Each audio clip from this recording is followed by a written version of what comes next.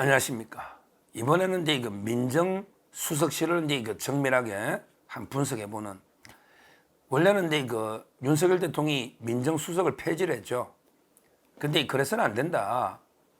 왜냐하면 이게 민정이라는 게 국민의 여론도 정확하게 청취하고요. 그리고 이제 공직 기강도 바로잡는 겁니다. 감찰이라는 거예요, 감찰. 그리고 이제 특히 검찰 있잖아요. 검찰을 이제 제대로 이제 어느 정도 통제하는 게 필요합니다. 자국에 뭐 이상에 젖어서 뭐 이게 민정이 원래 그런 거냐, 민정 뭐 이런 이제 이야기도 하지만 정치는 이제 이상과 현실이 적절히 섞여 있는 거예요. 항상 이게 그래서 현실적으로 이제 검찰이나 경찰 또는 이게 국세청 이런 이제 권력기관 통제가 필요한 겁니다. 이게 그래서 민정수석이 필요한 거예요. 저는 처음부터 이 폐지 반대했잖아요. 부활에 찬성했잖아요. 대통령이 통치를 하려면 이게 뭔가 이게 통치할 수 있는 게 수단이 있어야 되거든요. 그래야만 이게 공무원들이랑 감찰하고 기강도 잡고 제대로 이게 신상필벌 하려면 이게 파악을 하고 있어야 되잖아. 그 기능을 누가 합니까? 그게 민정수석실이 아니면 할 수가 없는 거예요. 예를 들어 대통령이 호랑이라면 이게 이빨하고 발톱이 있어야 되잖아요. 그게 없으면 이빨이 없고 발톱이 없으면 뭐 이게 여우하고 싸우도 누가 이길지 몰라요. 대통령이 이빨 없고 이게 발톱 이런 게 날카로운 게 없으면 뭐로 이게 대통령이 통치를 합니까? 그래서 민정이 필요한 거예요. 권력기관도 제대로 잡고 공직자 기강도 바로 잡고 그 다음에 정확한 민심도 청취하고, 물론 그것도 이게 중요하죠. 그래서는 그리고 이게 검찰 이런 게 중요한데 어느 정도 인사를 대통령이 하겠잖아요. 그러면 이게 어느 검사가 제대로 일하는지 뭔가 이게 검찰하고 소통 창구가 있어야 되잖아요. 그래야 인사를 할 거 아닙니까? 아무것도 모르고 인사를 할 수는 없는 거 아니에요. 저는 민정수석이 아주 중요하고 당연히 필요한 기관이다, 이래 봅니다. 이거는 이게 동서와 고금이 한비자나 마키아벨리 책을 다 보세요. 거기 보면 다 이게 통치 수단으로 그게 필요한 겁니다. 이런 기구들이. 뭐 옛날에 뭐 히틀러나 스탈린처럼 이런 데 비밀 경찰 이런 거는 이게 자유민주에서 안 되지만 합법적으로 민정수석을 두 가지고 합법적으로 공직 기강을 잡는 이런 거는 이게 필요한 거예요. 지금 이제 민정수석은요, 김주현 민정수석입니다.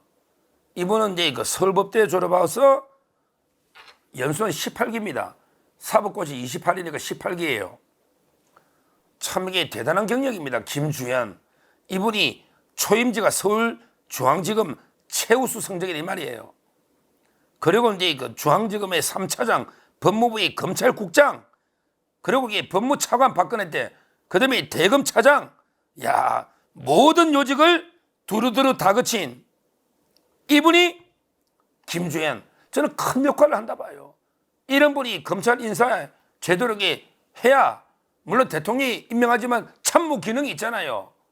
그래야 이게 검찰이 신상필벌이 바로 서야 검사가 수사를 하고, 강백신 같은 사람, 제대로 수사하는 사람을 박상용 같은 사람, 검사, 이런 사람들에게 상을 줘야 되잖아, 신상필벌.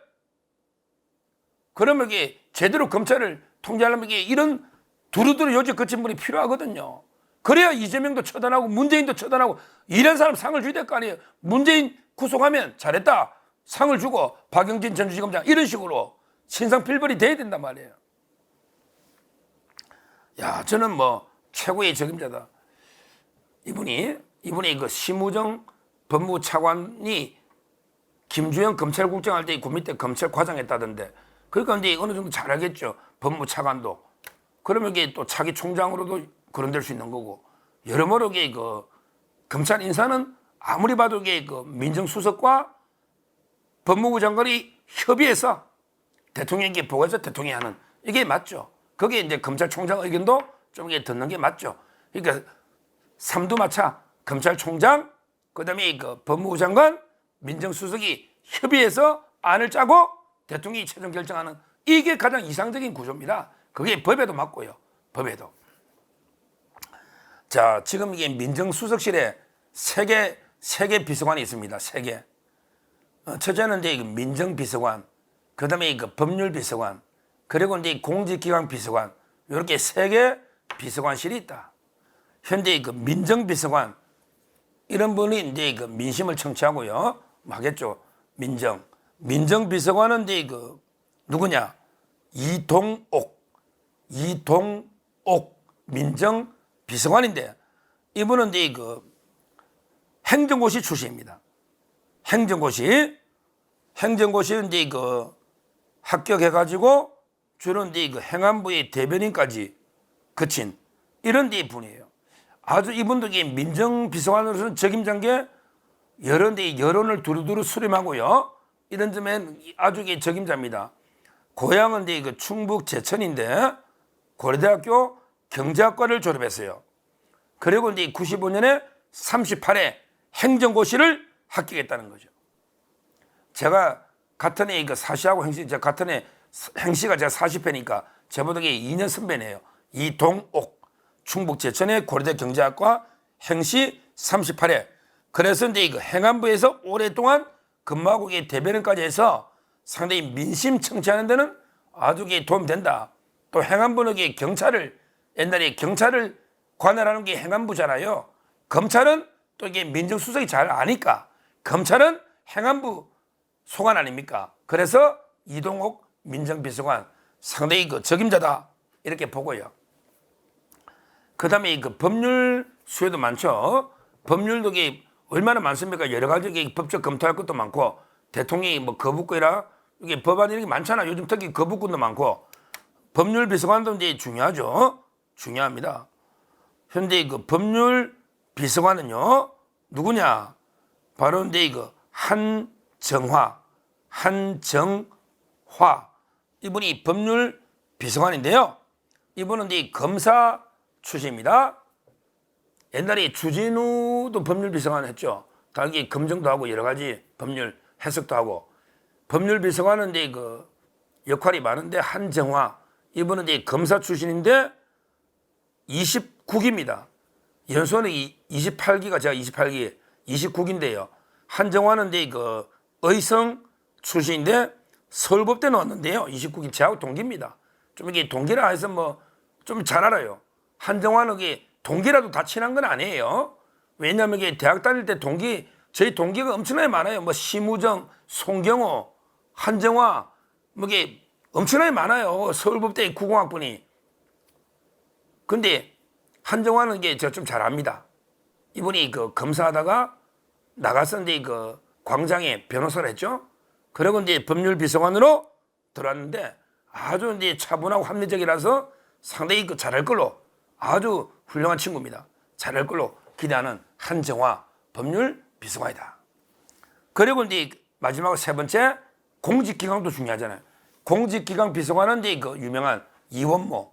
이원모는 이제 제가 용인에 출마했을 때 1호로 서정욱 TV 1호로 현장 인터뷰도 하고 잘 아는 이원모 이분이 아깝게 이상식이 민주당에 지금은 이제 수사하고 있으니까 또 이게 재판한 배지가 부인 그림 때문에 말이 많잖아요. 따라서 이제 보궐선거에 있을 수도 있는데 이원모 비서관이 화려하게 공직기강 비서관으로 다시 이제 근무하고 있는. 따라서 세 명의 비서관 참 이게 훌륭한 적임자다. 이동욱, 한정화, 이원모 이렇게 평가하고요. 그 다음에 그 밑에 이제 행정관들도 상당수가 있겠죠. 좀 이렇게 특이한 분들만 소개하면 두 분. 특이한 분이 최명성은 제가 한번 이야기했죠. 저는 최명성 변호사가 들어갔어요.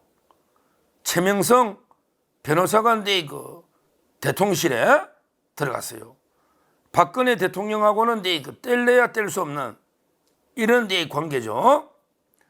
박근혜 대통령 아마 이제 1호로 변호한다. 그때 우리 헌재 탄핵할 때 1호로 변호한다 이랬고요.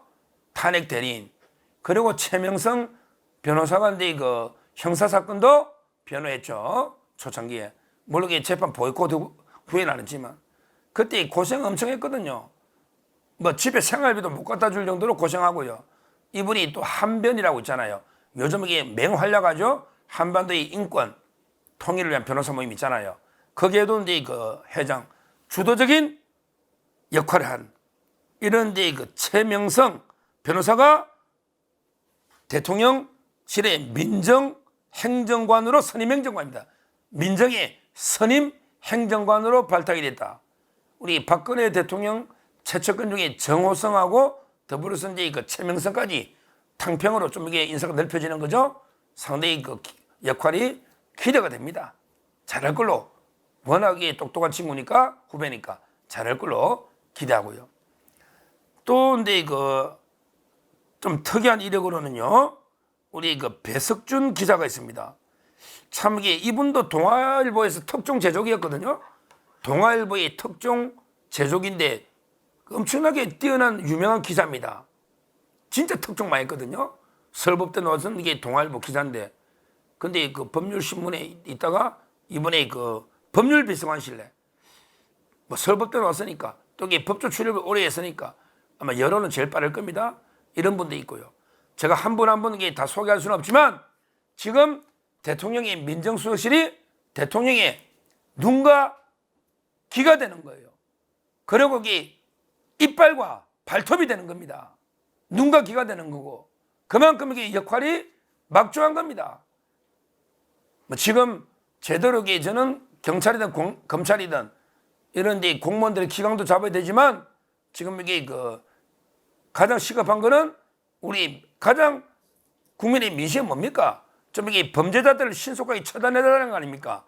이재명이든 문재인이든 조국이든 이준석이든 빨리 좀 처단해달라. 이게 우리 정권 자유우파 보수의 압도적 민심 아닙니까? 물론 이게 뭐 좌파와 약간 이게 나뉘지만 어떻게 정권마다 모든 국민을 100% 만족시킬 수는 없죠. 없죠. 그러면 이게 지금 윤석열 정권이 자유우파 보수 정권이라면 자유우파 보수 국민의 압도적인 민심은 이재명, 문재인, 조국, 이준석까지 다 처단해달라 신속하게 이거 아니겠습니까? 이런 민심을 제대로 민정수석실이 받들어서 실제 검찰과 어떻게든 제대로 그 역할을 해야 된다. 이렇게 저는 보는 겁니다. 불법적인 정치 개입이나 불법적인 수사 개입하라는 게 아닙니다. 그게 아니고 합법적인 범위 내에서 최대한 이게 역할을 통해서 제대로 저는 정권이 우리 민심이라는 게 딱히 뭐 여러 데 보는 관점에 따라 국민 눈높이나 민심이라는 게 다양한데 제가 말하는 거는 우리 압도적인 자유우파 보수 국민의 눈높이 그 국민의 민심에 반응해야 된다. 한동훈 위원장 있으면 반응해야 된다. 그게 바로 민정실의 역할이다. 중간에 이런 데 그만큼 중요한 기관이다. 이렇게 말씀드리고요. 앞으로 더 이게 어떻게 보면 민정도 음지에서 일하는 거죠. 뭐 국정원처럼 양지로 잘 드러나지 않죠. 음지에서 일하는데 좀 이게 그 사명감으로 소신을 다해 일해서 우리 자유우파 보수 국민들의 염원이 좀 이게 실현될 수 있도록 이렇게 노력을 해달라. 이렇게 말씀을 드립니다. 감사합니다.